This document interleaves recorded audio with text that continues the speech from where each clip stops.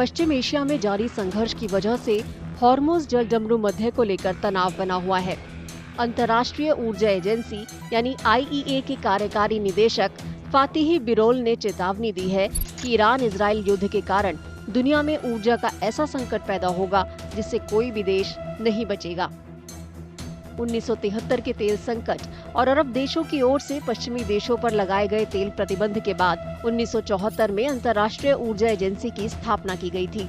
ये सदस्य देशों को ऊर्जा आपूर्ति में अचानक आने वाली रुकावटों से निपटने में मदद करता है।